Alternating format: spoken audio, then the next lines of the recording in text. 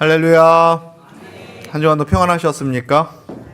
하나님의 은혜와 축복이 여러분 삶 가운데 가득하기를 주님의 이름으로 축원합니다.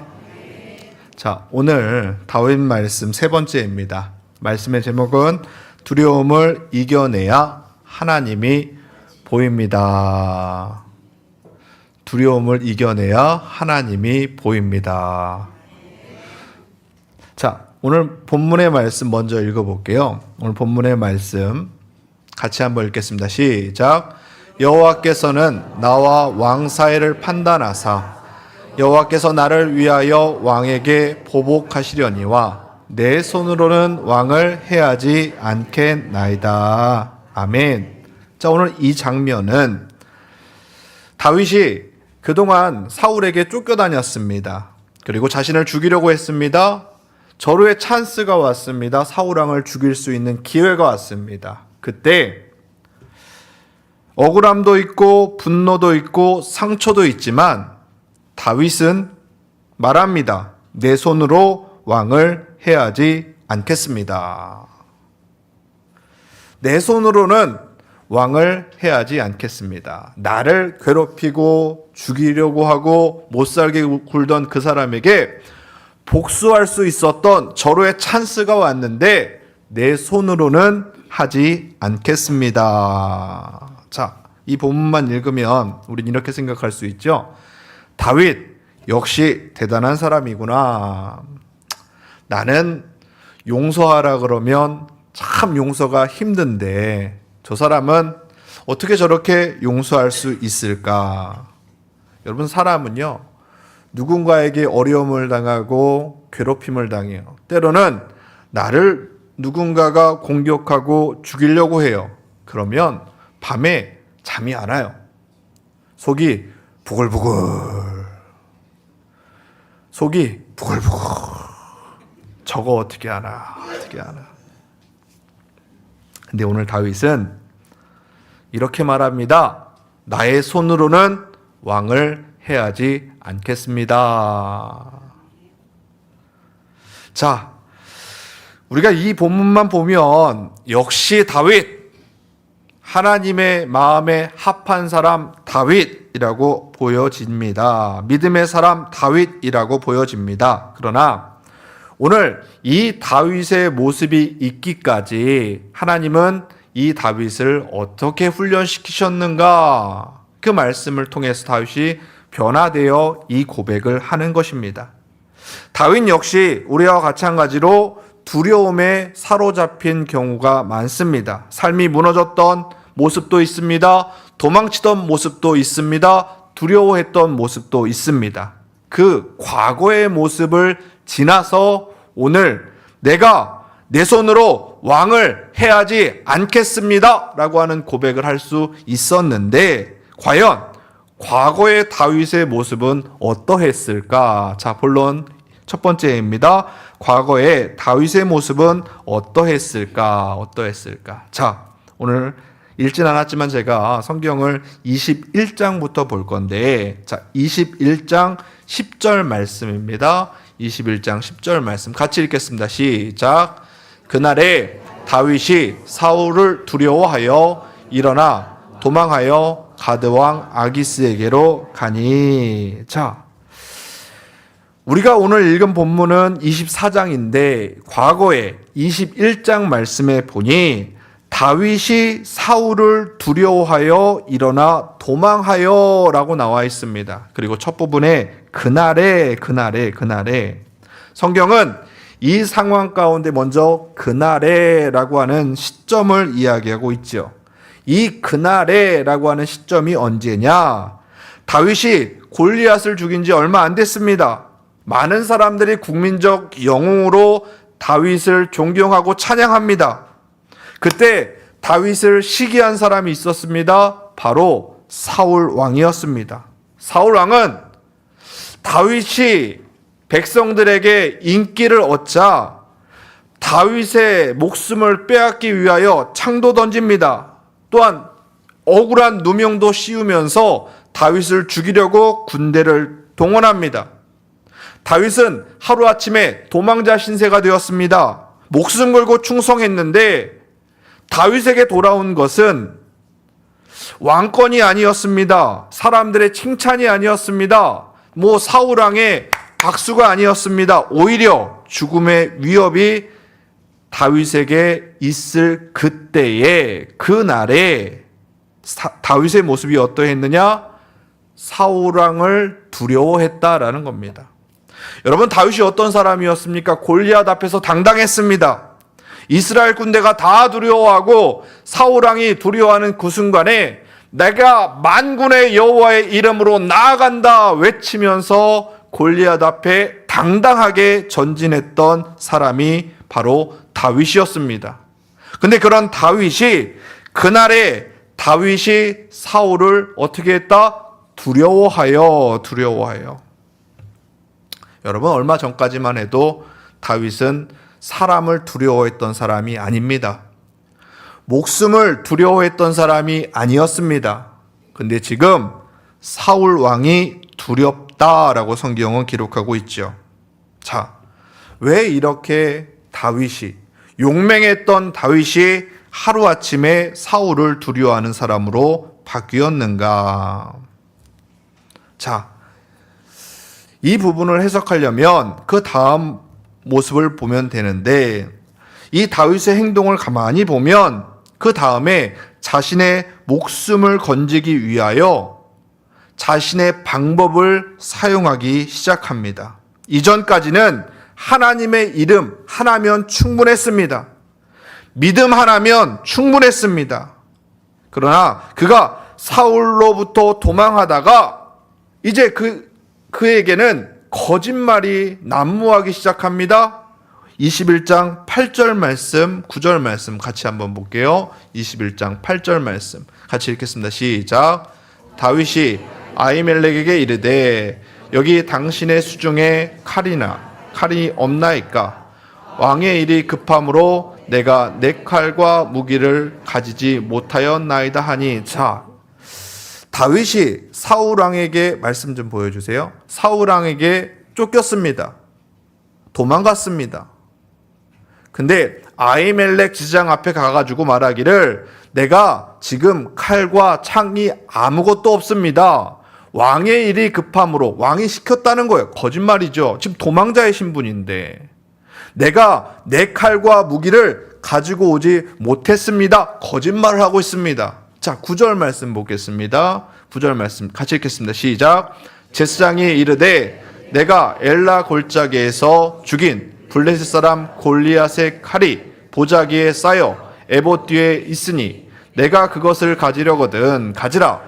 여기는 그것밖에 다른 것이 없느니라 하는지라. 다윗이 이르되 그 같은 것이 또 없나니 내게 주소서 하더라. 지금 다윗이 이러는 거예요. 내가 왕의 신분으로 왕의 급한 일 때문에 지금 나가야 되는데 너무 급해서 칼을 못 갖고 왔습니다. 내 무기를 소유하지 못했습니다. 그러니 나에게 좀 칼 좀 주세요 라고 했더니 제사장이 말합니다. 여기에는 칼이 없어. 칼이 있다고 하는 것은 골리앗이 예전에 쓰던 칼 한 자루밖에 없어. 다윗이 뭐라고 말합니까? 예, 그것도 좋습니다. 그거라도 좀 주세요. 사울 왕에게 쫓겨 두려움 가운데 휩싸이니까 지금 제일 먼저 다윗이 구한 게 무엇입니까? 칼이었습니다. 칼. 얼마 전까지 다윗은 사울 왕이 입혀준 갑옷도 필요하지 않았습니다. 칼도 필요하지 않았습니다. 만군의 여호와의 이름, 그것만으로 충분했습니다. 믿음으로 전진하는 것 충분했습니다. 길거리에 널린 돌덩어리 하나가 충분했습니다.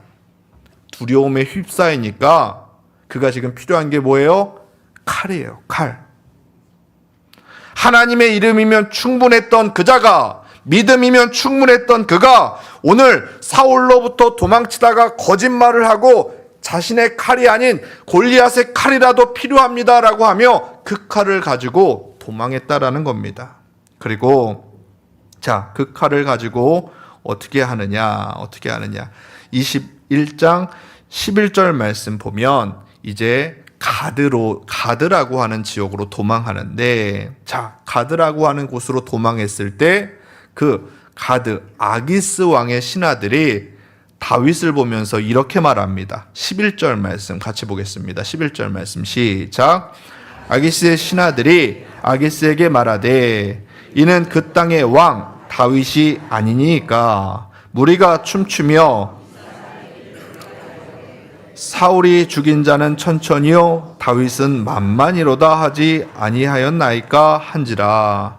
다윗이 자신의 목숨을 살기 위해서 골리앗의 칼을 가지고 가드라고 하는 곳으로 도망했습니다. 여러분, 그 가드라고 하는 곳이 어디냐? 바로 골리앗의 고향입니다. 블레셋이라고 하는 나라, 골리앗이라고 하는 그 사람의 고향으로 골리앗의 칼을 들고 사울 왕을 피해서 도망했습니다. 원수의 땅으로. 그곳에 가서 자기가 좀 살아보겠다고 아등바등합니다. 그때 이 블레셋 가드의 다른 신하들이 다윗을 보면서 이렇게 말합니다. 저 사람 이스라엘 왕이 아니냐? 다른 사람 눈에 봤을 때는 저 사람 믿음의 사람 아니냐? 능곡제일교회 성도 아니냐? 근데 왜 저렇게 무서워서 벌벌 떨면서 지금 이곳으로 도망했지? 다윗에게 정말 비참한 모습이었습니다. 당당함으로 살았습니다. 믿음으로 살았습니다. 하나님을 의지하며 살았습니다. 그러던 그가 두려움에 휩싸이니까 자기 방법, 자기 생각으로 살아가기 시작했습니다. 더 비참한 일은 12절, 13절에 이렇게 말합니다. 12절 말씀 같이 읽겠습니다. 시작. 여호와께서는 나와 왕 사이를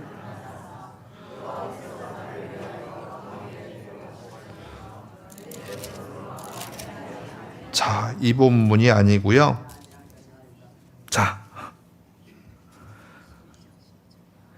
21장 12절 말씀, 21장 12절 말씀 성경을 좀 이렇게 보세요. 21장 12절 말씀 같이 읽겠습니다. 다윗이 이 말을 그의 마음에 두고 아기스 가드왕 아기스를 심히 두려워하여. 자, 보시면 다윗이 이 말을 그의 마음에 두고, 그러니까 아기스의 신하들의 말을 마음에 두고 어떻게 했다? 심히 두려워했다. 심히 두려워했다. 자, 13절 말씀 같이 읽겠습니다. 시작. 그들 앞에서 그의 행동을 변하여 미친 채 하고 대문짝에 그적거리며 침을 수염에 흘리매. 자, 21장 13절이에요. 자, 보시면 두려움에 휩싸이니까 가드왕 아기스 왕 앞에서 침을 질질 흘리며 벽을 긁기 시작합니다. 아, 얼마나 비참해요. 멀쩡하게 생긴 사람이 살려고, 나 미쳤습니다. 나 정신 놓은 사람입니다. 보십시오. 벽을 긁고 침을 질질 흘리며 수염에 묻혀가면서 살겠다고 아등바등합니다. 살기 위해서 무엇이든 하든 그런 나약한 다윗의 모습입니다. 여러분, 사람이요, 두려움에 사로잡히면 방법이 없습니다. 살기 위해서 이 일 저 일 닥치는 대로 아등바등하면서 믿음은 온데간데 없이, 하나님은 온데간데 없이 내 생각대로 내 방법대로 살고자 아등바등하는 것이 바로 사람의 모습이었습니다. 이게 다윗의 모습이었습니다. 자, 그럼 두 번째 질문입니다. 하나님은 이렇게 무능하고 이렇게 연약하고 이런 다윗을 과연 어떻게 대하셨을까? 제가 만약 하나님이라면 다윗의 모습을 보면서 실망했을 것 같아요. 야! 얼마 전까지는 내 이름으로 너가 싸우지 않았느냐? 믿음으로 싸우지 않았느냐? 믿음으로 할 수 있다라고 고백하지 않았느냐? 왜 지금은 그렇게 나약하게 네 멋대로 살아가면서 그렇게 불쌍한 모습으로 살아가냐? 저 같으면은 일로 와. 일로 와. 일로 와. 책망했을 것 같습니다. 야단치셨을 것 같습니다. 근데 여러분 잘 기억하세요. 하나님은 웬만해서는 안 때려요. 안 때려. 사람들이 착각해. 무슨 안 좋은 일만 있으면 하나님이 징계하셨다 그래. 징계하셨다. 여러분 그거 잘못된 생각입니다. 하나님이 참고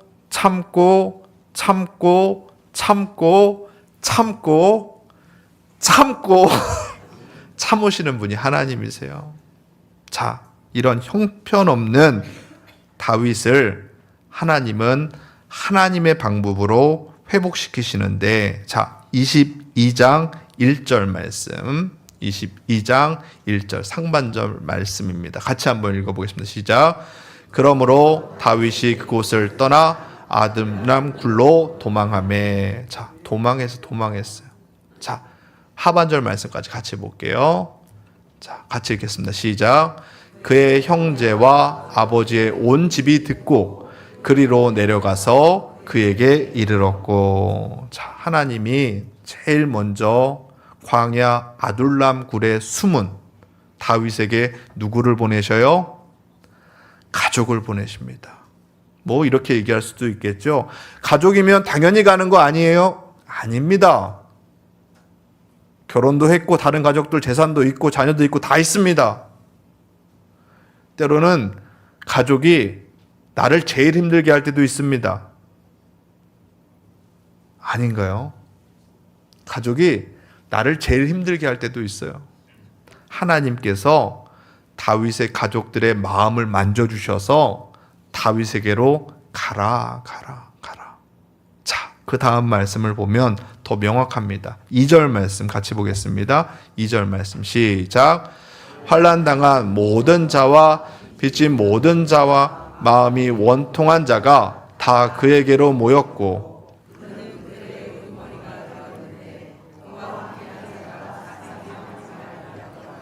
아멘. 자, 아둘람 굴에 숨어 있는 다윗에게 먼저 가족들을 보내시고 그 다음에 하나님의 사람 400명을 보냅니다.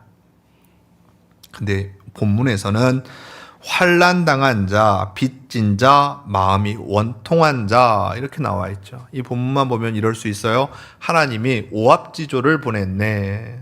근데 이 본문을 자세히 보면 그렇지 않습니다. 환난 당한 자라는 것은 사울 정권 하에 믿음으로 살려고 했던 사람들이 어려움을 겪었습니다.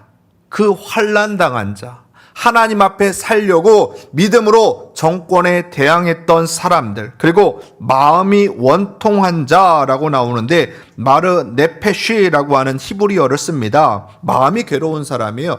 이 단어를 언제 쓰냐면 구약의 한나의 기도에서 이 단어를 씁니다. 한나가 원통해하면서 하나님 앞에 자녀 달라고 기도하잖아요. 거기에요. 그 본문이 그 단어입니다.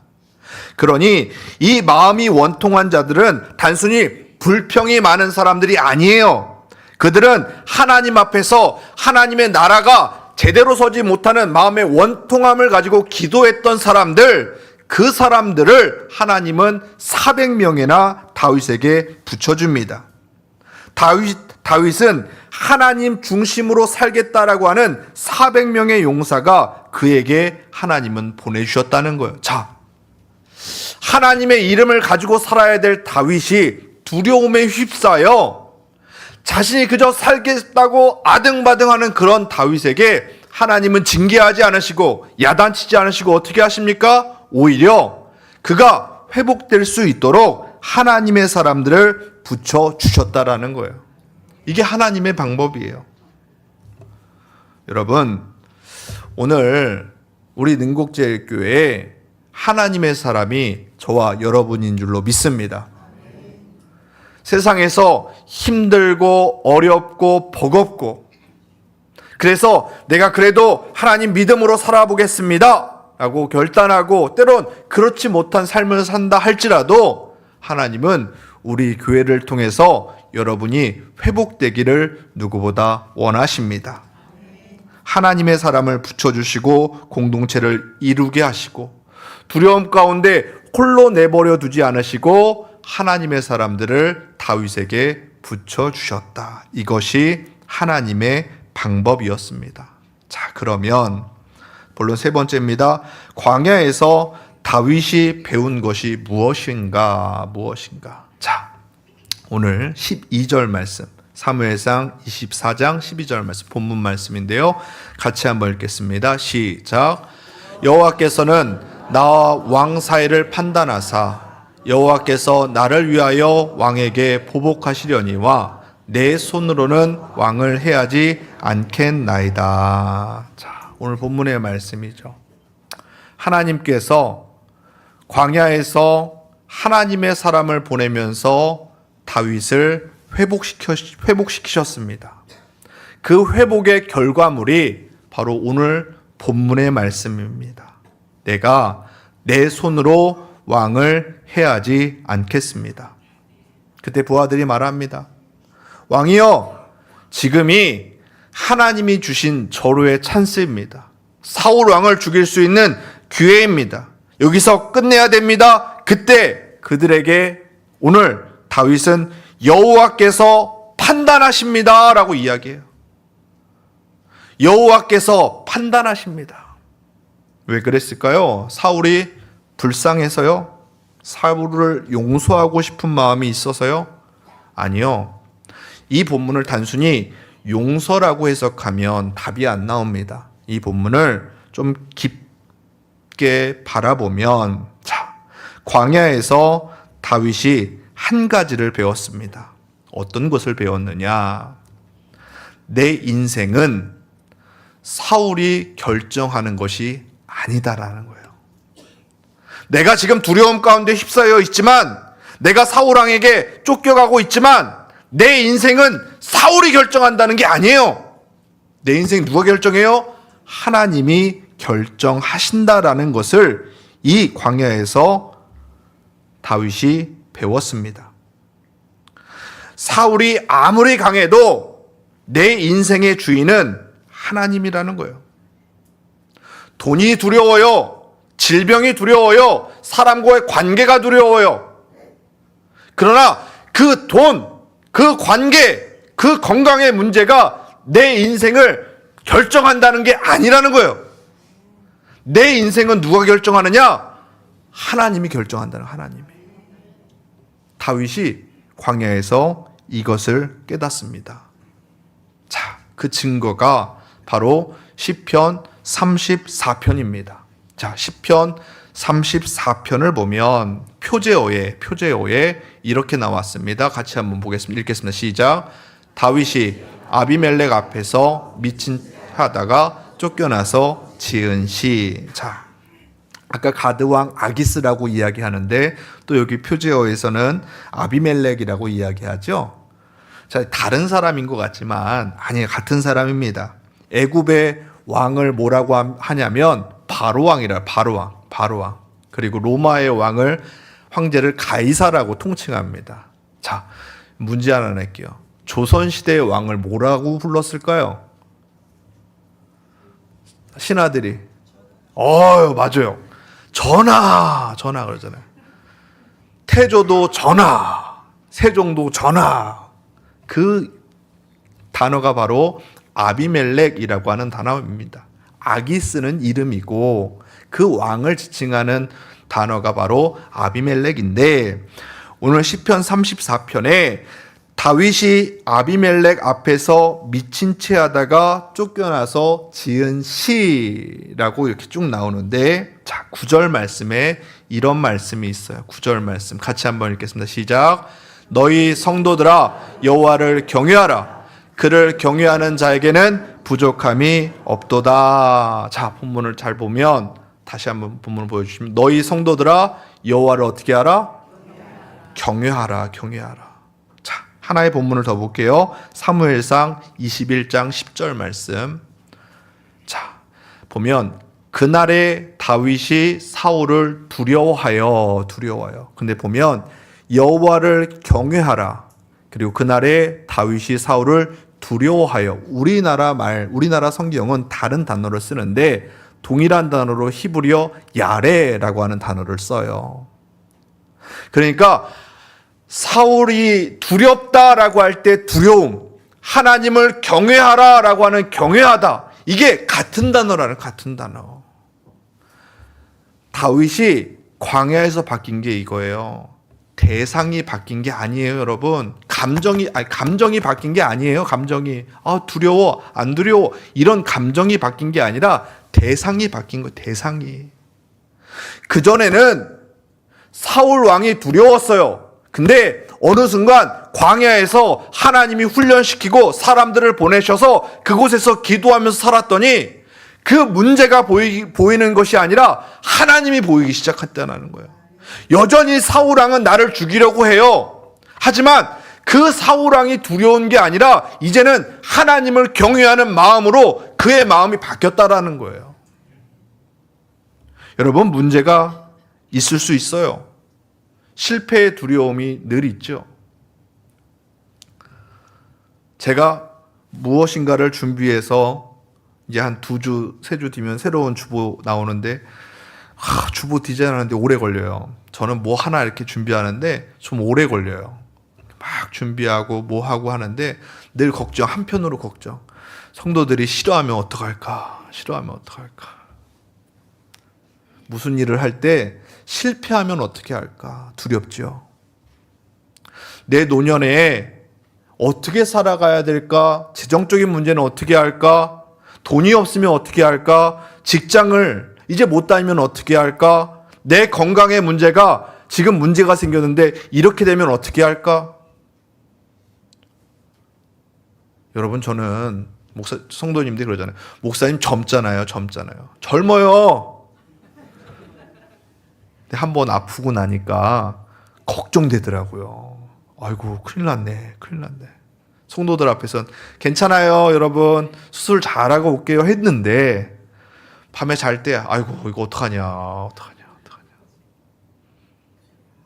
사람은요, 문제가 다 있어요. 근데 그것을 바라보면서 두려워하면 내 방법을 쓸 수밖에 없어요. 근데 오늘 하나님이 우리에게 원하시는 건 뭐냐면 그 사람을 보지 말고 그 문제를 보지 말고 나를 보라는 거야. 나를. 문제보다 크신 그 하나님을 경외할 때 비로소 문제가 아닐 수 있다라는 거예요. 여전히 사울 왕은 존재했습니다. 여전히 사울 왕은 자기를 죽이려고 했습니다. 그러나 다윗이 내 인생을 결정하는 분은 하나님이다라고 하는 믿음이 어느 순간 자리하게 된 거예요. 사울 왕이 여전히 위협해도 두렵지 않은 거예요. 왜? 나는 하나님을 경외하기 때문에, 하나님을 더 두려워하기 때문에, 하나님을 신뢰하고 믿기 때문에 나는 괜찮다라는 거예요. 이 광야에서 다윗은 하나님께 맡기는 법을 배웠습니다. 하나님을 경외하는 법을 배웠습니다. 그러니 하나님이 기름 부은 왕을 내가 죽일 수 없다라는 거예요. 하나님이 판단하시게 놔두라는 거예요. 왜요? 사울 왕이 두려운 존재가 아니라 나는 하나님을 경외하는 존재로 바뀌었다라는 거예요. 인간에게는 누구에게나 다 두려움이 찾아옵니다. 내일 일 걱정이 많죠. 내일 일 걱정 없는 사람은 없습니다. 당장 다음 주가 걱정되고 다다음 주가 걱정되고 매일매일 걱정됩니다. 근데 그거 계속 묵상하다가 내 방법밖에 찾아오지 않습니다. 가드왕 아기스 앞에서 미친 채 하는 다윗의 모습밖에 찾아볼 수가 없습니다. 그러나 신뢰하십시오. 하나님을 믿으십시오. 하나님을 경외하십시오. 하나님께 맡길 때 나의 두려움이 아니라 하나님을 경외하는 모습으로 당당하게 믿음으로 살아갈 수 있는 것입니다. 오늘 저와 여러분들에게 이런 하나님께서 주시는 하나님을 경외하는 마음이 있기를 주님의 이름으로 축원합니다. 어느 순간 하나님이 여러분 삶 가운데 일하실 줄로 믿습니다. 기도하겠습니다.